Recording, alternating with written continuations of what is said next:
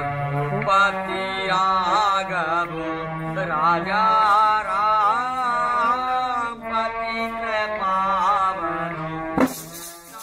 जय श्री राम। नमस्कार। India to Bharat channel आपको करवाता है भारतीय तीर्थ स्थलों के दर्शन और इस समय हम श्री अयोध्या धाम में हैं। आज के एपिसोड में आपको श्री अयोध्या के दर्शन किस तरह से करने चाहिए, कहां पर रुकना है, एक दिन में आप अयोध्या धाम के सभी तीर्थ स्थल कैसे देखें। तो अभी तो अयोध्या धाम बनकर लगभग पूरा तैयार हो चुका है, तो आपको आज के एपिसोड में ये भी बताएंगे कि जो नई अयोध्या है वो दिखती भी कैसे है और आपको इस नई अयोध्या में दर्शन का जो क्रम है वो किस तरह से रखना है। और साथ में अयोध्या धाम के आसपास के 20 किलोमीटर के दायरे में जितने भी तीर्थ स्थल आते हैं उन सब के बारे में बताएंगे। तो अयोध्या धाम के दर्शन हम शुरू करने जा रहे हैं मां सरयू नदी के तटों पर स्नान करने के बाद। जो भी श्रद्धालु अयोध्या में आते हैं, जो दर्शनों का सही क्रम है वो यहाँ पर पहले सरयू नदी पर स्नान करते हैं। उसके बाद सरयू नदी के तट पर ही नागेश्वरनाथ महादेव का मंदिर स्थापित है। भगवान श्री राम के बड़े पुत्र कुश द्वारा वो मंदिर स्थापित किया गया था। तो वहाँ पर जाके जल अर्पण करते हैं और उसके बाद अयोध्या दर्शन शुरू करते हैं। अयोध्या सप्तपुरियों में से एक है, प्रथम है हमारी अयोध्या धाम। अब बात आती है कि अयोध्या दर्शन कहाँ से किया जाए। तुलसीदास जी ने लिखा है कि कोटि कल्प काशी बसें, मथुरा कल्प हजार, और एक निमिष सरयू जी बसें तुलन तुलसीदास। इनकी तुलना ये अब अतुलनीय है। यही वो नदी है, यही वो महानदी है जहाँ भगवान श्रीमन नारायण ने इनकी गोद में अवतार लिया, इनकी गोद में स्नान किया, इनकी माटी में खेला। मैं आपको एक गूढ़ बात बताऊं जी। सरयू जी यहाँ धनुष के आकार में, सुंदर इनका स्वरूप है। अच्छा, सरयू जी यहाँ धनुष के आकार में है। आप सरयू जी की गोद में हो। अगर भगवान राम के समय की बात किया जाए, जो यथार्थ है, जो कहीं से भी संशय नहीं है अयोध्या के विषय में जी, वो ये है कि माँ भगवती सरयू और दूसरा हनुमान जी महाराज हनुमानगढ़ी। इसके तो घाटों पर बैठ के कितना समय व्यतीत किया जा सकता है। मतलब आपको जितनी शांति सरयू जी की गोद में है उतनी धरती के किसी कोने में नहीं। अब हम आप सबके साथ नागेश्वरनाथ धाम भगवान भोलेनाथ के दर्शन करने के लिए आगे बढ़े। ठीक है। अयोध्या धाम में जितने भी मंदिर हैं उन सभी का खुलने और बंद होने का समय अलग अलग है, तो हम आपको स्क्रीन के ऊपर उन मंदिरों के समय सारणी के बारे में बताते जाएंगे। नागेश्वरनाथ धाम का इतिहास ये है कि भगवान श्री रामचंद्र जी के बड़े पुत्र कुश द्वारा भगवान श्री नागेश्वरनाथ धाम की प्राण प्रतिष्ठा और स्थापना की गई है। एकदम सरयू के तट पर भगवान भोलेनाथ साक्षात विराजमान है, जो यहाँ अयोध्या में कड़ कड़ में नागेश्वरनाथ धाम विराजमान है। नागेश्वर महादेव मंदिर के बारे में एक मान्यता ये भी है कि ये जो आपको आज का स्वरूप दिखाई देता है अयोध्या का, ये राजा विक्रमादित्य द्वारा स्थापित किया गया है। तो राजा विक्रमादित्य जब यहाँ पर अयोध्या में आए थे, अयोध्या की खोज में निकले थे, इस नागेश्वरनाथ महादेव मंदिर को ही सबसे पहले चिन्हित करके राजा विक्रमादित्य ने जो बाकी का अयोध्या धाम है उसको खोज निकाला था। अभी पहले हमने माँ सरयू जी के भी दर्शन कर लिए हैं, उसके बाद बाबा भोलेनाथ का हमने आशीर्वाद भी ले लिया है, जो सरयू नदी के बिल्कुल घाटों पर स्थित है नागेश्वरनाथ मंदिर। तो इसके बाद महाराज जी अब आगे की यात्रा कैसे है? अब हम नागेश्वरनाथ मंदिर से अपनी दर्शन यात्रा हनुमानगढ़ी की तरफ चलते हैं। ठीक है। हनुमानगढ़ी यहाँ से कितना पड़ जाता है? मुश्किल से 900 मीटर या 1 किलोमीटर। जाने के लिए सारी सुविधाएं हैं, ई रिक्शा हैं, ठीक है, टेम्पू हैं। तो अभी हम राम की पैड़ी से जाएंगे हनुमानगढ़ी में। आपकी जानकारी के लिए एक और बात बता दूं कि यहाँ पर जो राम की पैड़ी है, यहीं से हम जा रहे हैं, तो ये सामने आपको जो दिखाई दे रहा है ये लता मंगेशकर चौक है। ये अयोध्या का मुख्य चौक है। जब आप लखनऊ राजमार्ग से आएंगे तो अयोध्या धाम में सबसे पहले आप इसी लता मंगेशकर चौक पर पहुँचेंगे। नागेश्वरनाथ मंदिर से लता मंगेशकर चौक 200 मीटर की दूरी पर है और राम की पैड़ी से 100 मीटर की दूरी पर है। अयोध्या का जो नया बस स्टैंड है, वहाँ से ऑटो से आप 50 रुपये देकर सबसे पहले इस चौक तक पहुँच सकते हैं और यहीं से माँ सरयू और नागेश्वर महादेव जी के दर्शन करके अयोध्या की आगे की यात्रा शुरू कर सकते हैं। चलिए हम भी अब राम की पैड़ी से 1 किलोमीटर दूर हनुमानगढ़ी की तरफ चलते हैं। तो अभी हम अयोध्या के अगले मुख्य तीर्थ स्थल हनुमानगढ़ी पहुँच चुके हैं। हनुमानगढ़ी को अयोध्या का प्रवेश द्वार भी कहा जाता है हनुमानगढ़ी के ही आसपास सभी मुख्य तीर्थ स्थल हैं अयोध्या के। तो अभी हम सबसे पहले हनुमानगढ़ी के जाके यहाँ से दर्शन करेंगे। आगे बजरंगबली जी का मंदिर है ऊपर, यहाँ से भी हमें 50 सीढ़ियाँ चढ़कर आगे हनुमानगढ़ी के लिए जाना पड़ता है। तो हनुमानगढ़ी मुख्यतः वह स्थान है यहाँ पर प्रभु श्री राम अपनी जब जीवन लीला उन्होंने समापन किया यहाँ पर इस धरती लोक पर और वैकुंठ धाम के लिए जाने लगे, तो तब हनुमान जी को वो यहाँ पर आदेश देकर गए थे कि आप यहीं से पूरी की पूरी अयोध्या की रक्षा करेंगे। तो इसीलिए जो हनुमानगढ़ी है वह सबसे ऊंचे टीले पर स्थित है। राम द्वारे तुम रखवारे हो तन आज्ञा बिन पैसारे। भगवान राम के राजद्वार के रखवाले हनुमान जी। भगवान राम साकेत धाम को जाते समय हनुमान जी को कलयुग का राजा बनाकर गए थे। वर्तमान में एक राजा के रूप में हनुमान जी माने जाते हैं। इसीलिए कोई भी आता है तो सरयू स्नान करके सबसे पहले हनुमान जी का दर्शन करता है। उनसे अनुमति लेने के पश्चात अन्य मंदिरों में दर्शन के लिए जाते हैं। उस त्रेता युग में एक किले का रूप था, वर्तमान में उसी को अगल बगल भगवान हनुमान जी के मंदिर के रूप में वो पूरा जो है एक किला नुमा आप देख रहे हैं, वो किले के ऊपर बैठे थे इसलिए वो किला टाइप का दिखाई देता है। हनुमानगढ़ी में मुख्यतः आपको बजरंगबली जी की बैठी हुई प्रतिमा के दर्शन होंगे। छोटी सी जो प्रतिमा है, भारत के 1-2 मंदिर ही हैं यहाँ पर आपको हनुमान जी की जो बैठी हुई प्रतिमा के दर्शन मिलते हैं। हनुमानगढ़ी की जो मुख्य विशेषता एक ये भी है कि यहाँ होने वाली सुबह और शाम की आरती, अयोध्या में सबसे पहले यही मंदिर खुलता है। सुबह 4 बजे यहाँ पर आरती की जाती है। हमने भी पिछली रात आकर यहाँ पर हनुमानगढ़ी में जो शाम के समय होने वाली आरती है उसके दर्शन किए थे। आपको हम वही क्षण दिखा रहे हैं जो हमने दर्शन किए थे हनुमानगढ़ी में इस आरती के। तो हनुमानगढ़ी के बिल्कुल सामने ही आपको एक और मुख्य तीर्थ स्थल के दर्शन करवाते हैं। पहले वो है रामकोट, बिल्कुल सामने है ये, और किसी समय में ये अयोध्या का सबसे ऊंचा मंदिर गिना जाता था। रामकोट यानी कि कोट का मतलब यहाँ पर है किला, राम जी का किला। ये मंदिर राजद्वार मंदिर है। ये अयोध्या का सबसे ऊंचा मंदिर है। रामायण और रामचरितमानस में राजद्वार का जिक्र सैकड़ों बार आता है। यहीं से रामकोट क्षेत्र की शुरुआत होती है। द्वार पर हनुमान जी बैठे थे, वर्तमान में हनुमानगढ़ी के रूप में जाने जाते हैं। और आप यहाँ से 100 मीटर के अंदर जाएंगे, 100 मीटर ही अंदर जाएंगे, राजा दशरथ का महल, बगल में ही 150 मीटर की दूरी पर कनक भवन, भगवान राम और सीता का महल, और यहाँ से 250 मीटर की दूरी पर राम जन्मभूमि जहाँ भगवान राम पैदा हुए थे। तो ये रामकोट क्षेत्र के 5 बड़े मंदिर हैं: हनुमानगढ़ी, राजद्वार, कनक भवन, दशरथ महल और राम जन्मभूमि। तो अभी हमने हनुमानगढ़ी के दर्शन कर लिए हैं। इसके बाद अब हम यहाँ से 100 मीटर की दूरी पर है दशरथ महल, वहाँ पर जाएंगे। हनुमानगढ़ी से आगे जितने भी मुख्य तीर्थ स्थल हैं वो हनुमानगढ़ी के आसपास ही हैं और सभी 100 मीटर की दूरी पर हैं।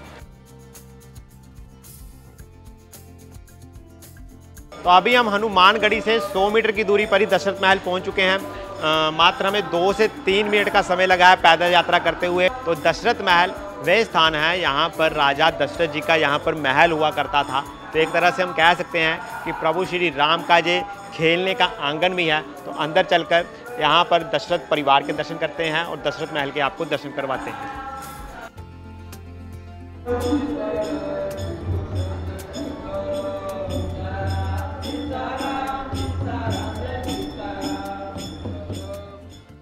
आज भी दशरथ महल एक प्रांगण की तरह ही दिखता है। आपको वो आभास होता है उन भावों का कि जब प्रभु श्री राम जी यहाँ पर बचपन के समय खेलते होंगे। बिल्कुल शांति सी है यहाँ पर। एक विशेष तरह की आध्यात्मिक अनुभूति होती है दशरथ महल में आकर। दशरथ महल में मुख्यतः जो दर्शन होंगे आपको, पूरे का पूरा दशरथ परिवार है राजा दशरथ जी का। चारों बाई आपको दिखेंगे, तीनों रानी आपको दिखेंगी। तो दशरथ महल के दर्शन करने के बाद अब हम अयोध्या के अगले मुख्य तीर्थ स्थल कनक भवन की तरफ जाएंगे। उसकी जो दूरी है यहाँ से दशरथ महल से वो मात्र 150 मीटर की है। और आपको एक और बात यहाँ पर बताना चाहता हूँ कि दशरथ महल से एक तरफ राम जन्मभूमि है और दूसरी तरफ कनक भवन है। पहले हम कनक भवन के दर्शन करेंगे और उसके बाद जो मुख्य राम जन्मभूमि के दर्शन करते हैं। तो अभी हम कनक भवन पहुंच चुके हैं। मेरे पीछे ही आपको यहाँ पर जो दशरथ महल की है वो दीवार दिखाई दे रही है। 2 से 3 मिनट का हमें समय लगा है। तो अभी अंदर चलकर प्रभु श्री राम और माँ सीता जी के निज निवास के दर्शन करते हैं। कनक भवन की जो निर्माण शैली है वो बुंदेलखंडी है। उसका जो मुख्य कारण ये है कि इसका जो निर्माण करवाया था आज से 400 साल पहले जो ओरछा की रानी थी, कुंवरी गणेश जी द्वारा करवाया गया था। तो जैसा ही आपको ओरछा का राम मंदिर है, उसी तरह से ही यहाँ पर कनक भवन का निर्माण किया गया है। अंदर एक बहुत ही बड़ा प्रांगण आपको दिखेगा और उसके बाद अंदर प्रभु श्री राम और माँ सीता जी यहाँ पर विराजमान है। यह अयोध्या का वह तीर्थ स्थल है, यहाँ पर आपको प्रभु श्री राम और सीता जी के साथ लक्ष्मण जी नहीं दिखाई देंगे। मान्यता के अनुसार जो कनक महल है, जब प्रभु श्री राम जी और माँ सीता जी शादी के बाद आए थे, तो माँ कैकेयी ने माँ सीता को ये कनक महल मुँह दिखाई में दिया था। ये अयोध्या का सबसे भव्य मंदिर है। तो कनक भवन प्रभु श्री राम जी और माँ सीता जी का निज महल है, जो निवास स्थान है। तो इसलिए अयोध्या में यह मंदिर सबसे लेट खुलता है। तो यहाँ पर 8 बजे इस मंदिर के खुलने का समय है और बहुत ही भव्य आरती की जाती है जैसे ही ये दरबार खुलता है। और इसके बाद 8 से लेकर 12:30 तक इस मंदिर के खुलने का समय है। और फिर शाम के समय 4:30 से लेकर 9 बजे तक इस मंदिर में आपको प्रभु श्री राम और माँ सीता जी के दर्शन होंगे। तो अभी हमने कनक भवन के दर्शन कर लिए हैं। इसके बाद अब हम अयोध्या के सबसे प्रमुख तीर्थ स्थल राम जन्मभूमि के दर्शन के लिए जा रहे हैं। तो चलिए चलते हैं और आपको बताते हैं कि किस तरह से दर्शन करने हैं और क्या क्या वहाँ पर सुविधाएं हैं।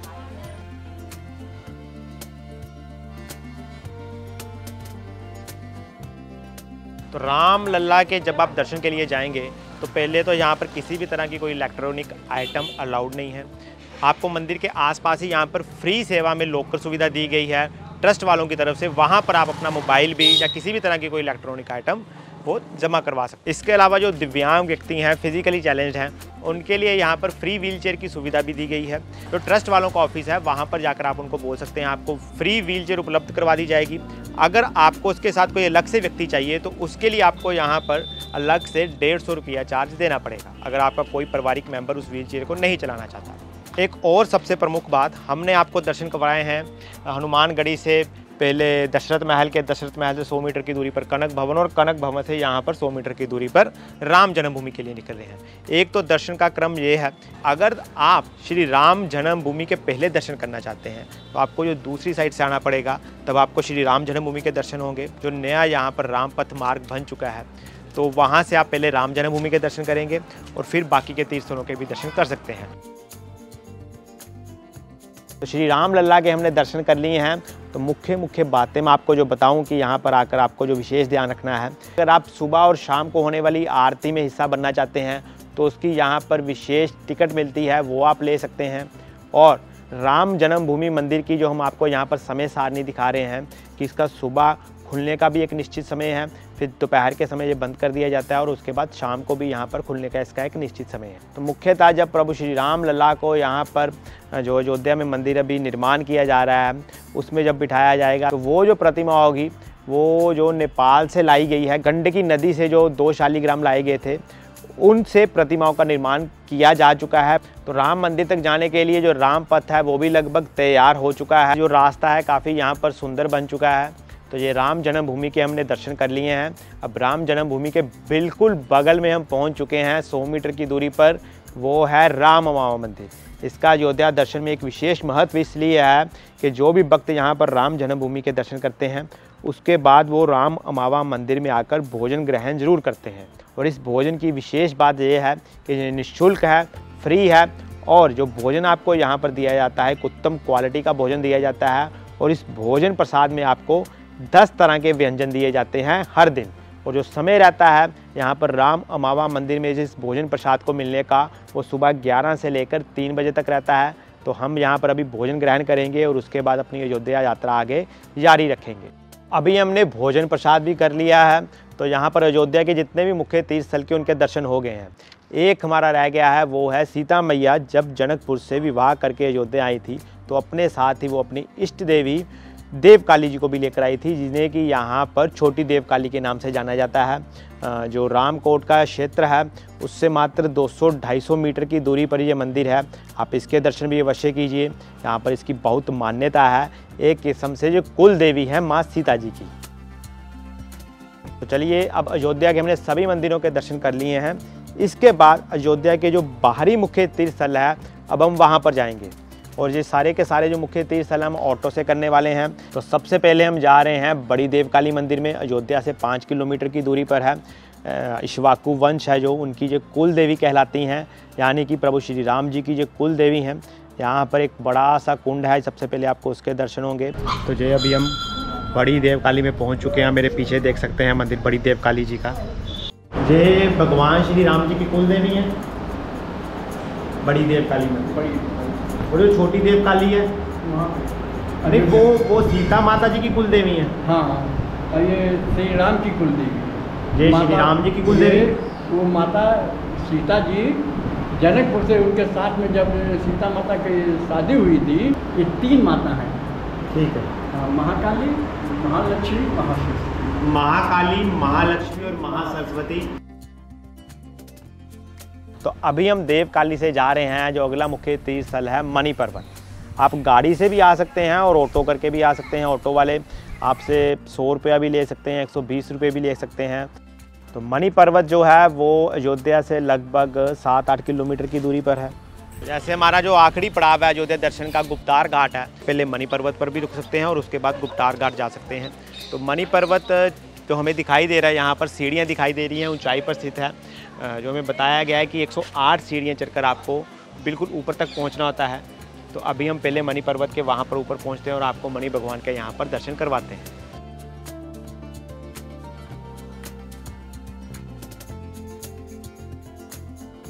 इसका जो पौराणिक इतिहास है वो इस तरह से है कि माँ सीता जी की विवाह के बाद यहाँ पर उनके पिता जनक जी ने उनको उपहार मणियाँ यहाँ पर दी थी।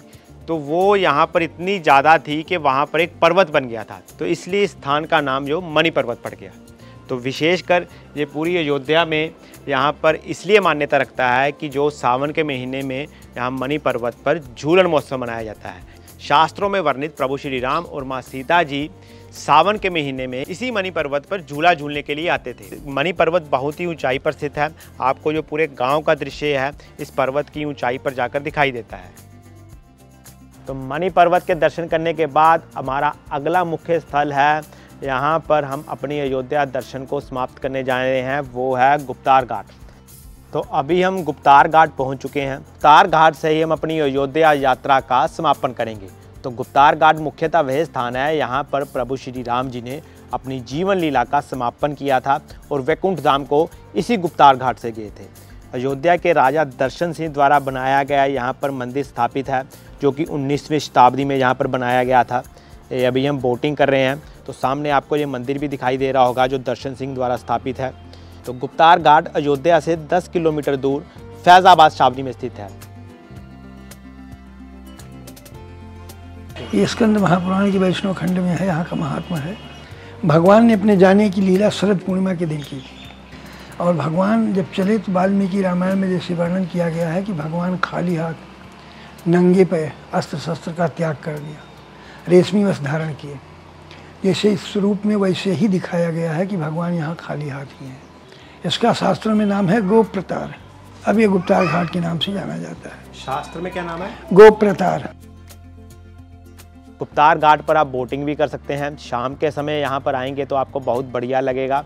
गुप्तार घाट के बिल्कुल साथ ही एक सुंदर सा पार्क का भी अभी निर्माण किया गया है। इसके अलावा आप प्रयागराज रोड पर ही भरतकूप भरत मंदिर करके स्थित है, अगर आपके पास समय होगा तो उसके दर्शन भी अवश्य कीजिए। नंदीग्राम वे स्थान है, यहाँ पर अयोध्या का 14 साल तक राज सिंहासन राजगद्दी रही जब प्रभु श्री राम वनवास में थे। नंदीग्राम जिसे कि भरत कुंड भी कहा जाता है, यहीं पर ही भरत जी ने भगवान श्री राम की चरण पादुका के साथ 14 साल तक अयोध्या नगरी पर राज किया।